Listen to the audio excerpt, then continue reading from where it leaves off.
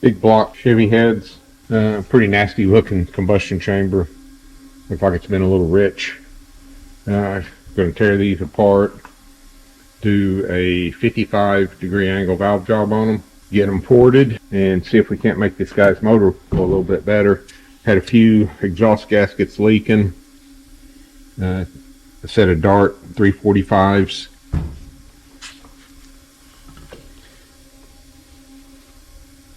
Had a couple people ask me about the spring compressor. It's an MTI, which, if I remember correctly, was Melanie Troxel Incorporated. She used to run a top fuel car, for those who didn't know.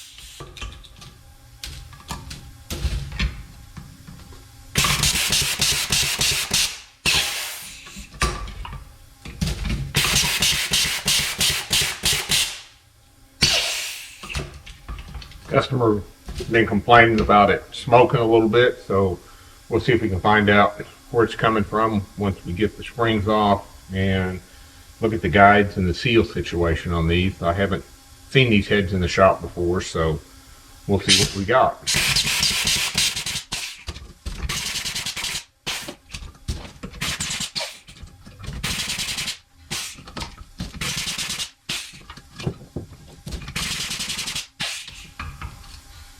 Nice and easy as the retainers and keepers are coming apart.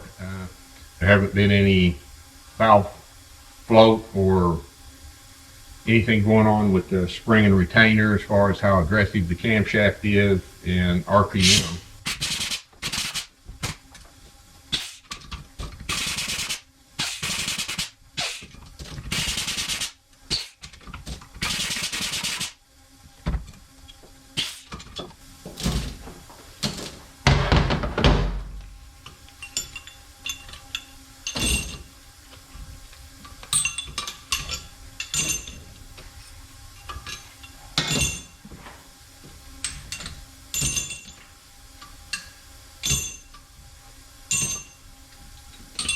Now all the valves slide out nice and easy, so there hadn't been any kind of crazy valve train stuff. Kind of run through them here. Quick way to check and see kind of shape the guides they're in. I'll check them once I get them clean, but this is a quick and dirty way to check and see what kind of shape they're in.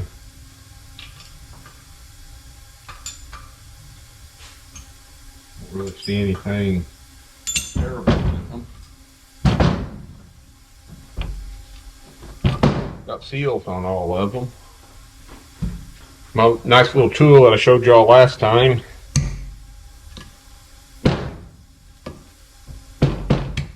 Well, it used to work very well.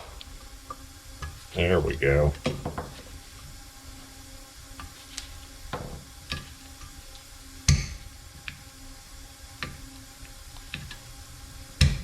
Okay, went back and made a couple little adjustments on this.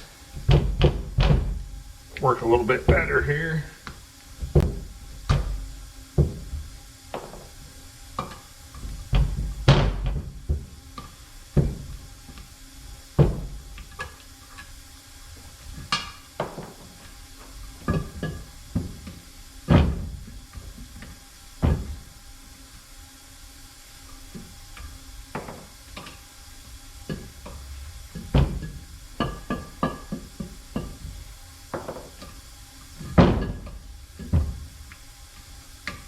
I think it works a little bit better. seals are definitely on there, which is a good thing. I just hate using a screwdriver prying against the valve cover rail and pulling them off. Plus you put a big old scratchy gouge in the guide there, which I don't like. I mean, I've seen them come in where people have done that, but probably really doesn't hurt anything. But I just prefer this method of getting them off.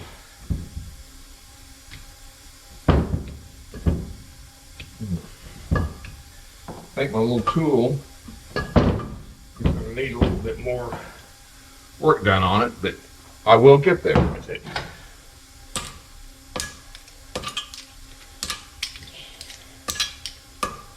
Spring cups and the shims off of it, and we'll throw all this stuff in the cleaner, and we get her cleaned up.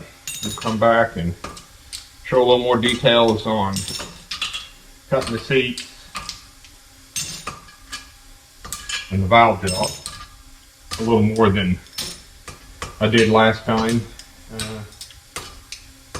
I do more videos, learn a little bit more about what people are looking for and the details. So we'll be back shortly.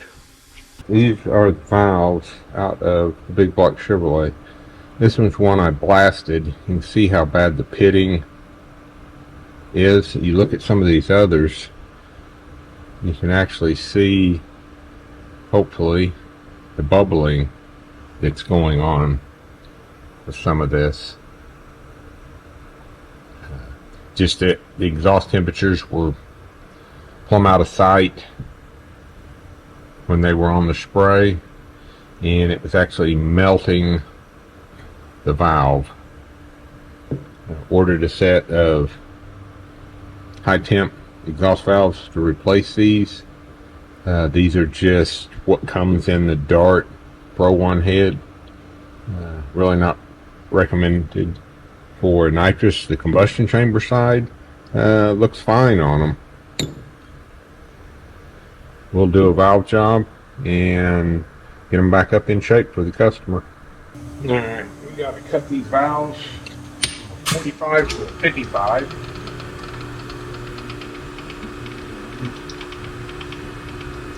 Usually do about a 54.5 degree angle. Put just a little bit of a different angle on the valve than I do the seat. The combustion in the chamber, when it fires, will put that much deflection in the valve and make a better seat.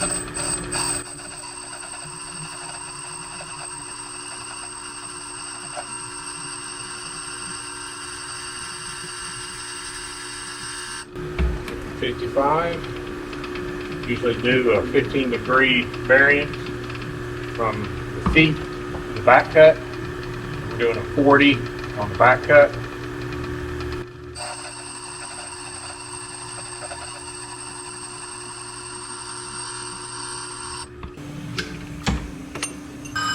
Nice little seat angles on it. Get it set up here.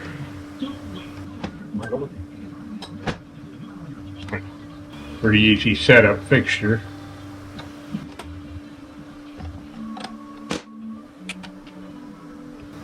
Alright. Get it leveled up. Lock down. And get the cutter set. And we'll cut some seats. And she shows up this morning looking for her plastic bottle. You ready for your plastic bottle, huh? Okay.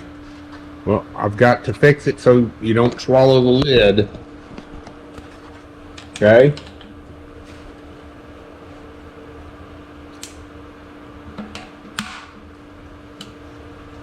Grab this little ring here.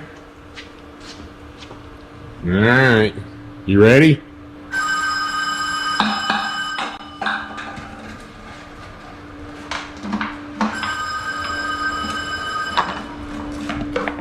I'll just show you. I use a dial indicator that's mounted to the spindle that works off of the deck surface here, and I can keep all the valves to the combustion chamber the same height, which helps with the CC and piston and valve clearance.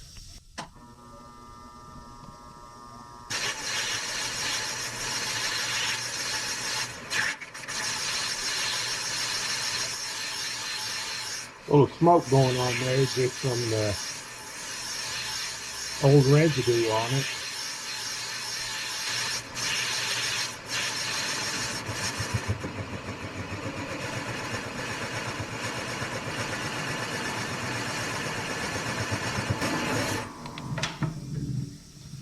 Doesn't look too bad.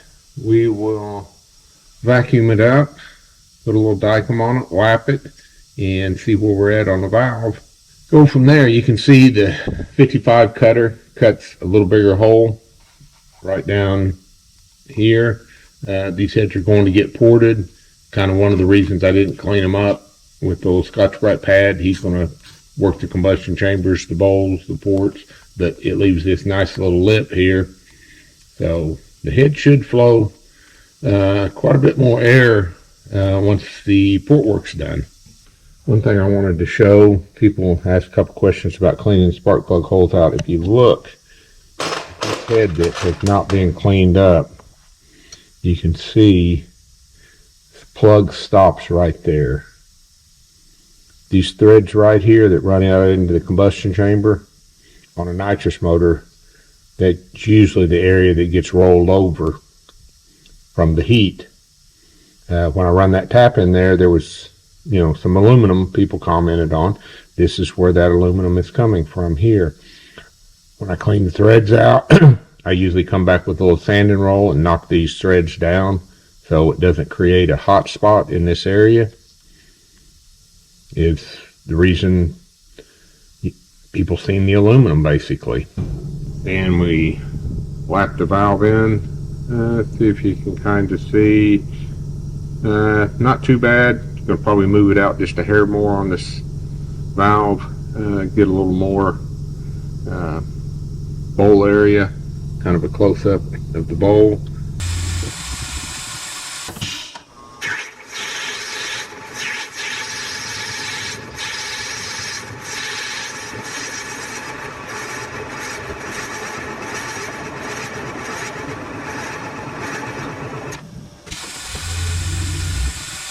All the smoke, it's kind of one of those deals that it's just, the only thing I can figure is the residue left from the fuel and stuff that causes the smoke. But this is what you call a smoking hot valve job.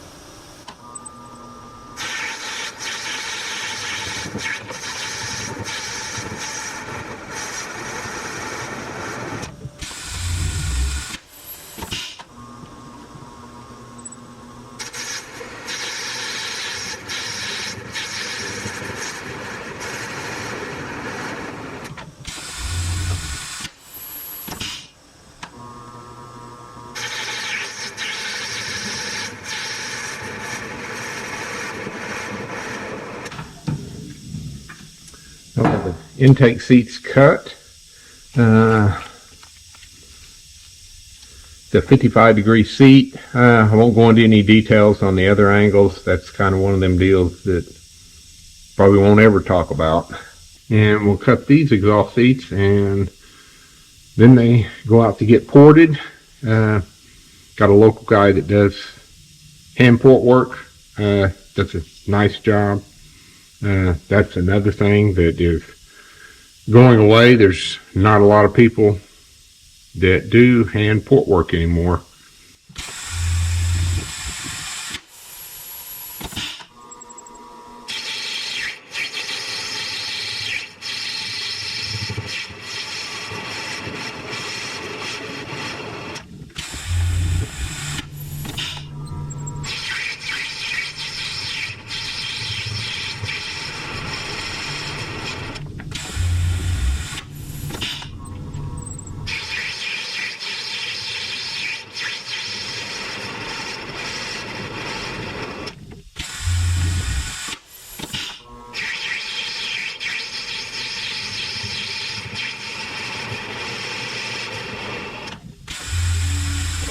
Alright, got the valve job done.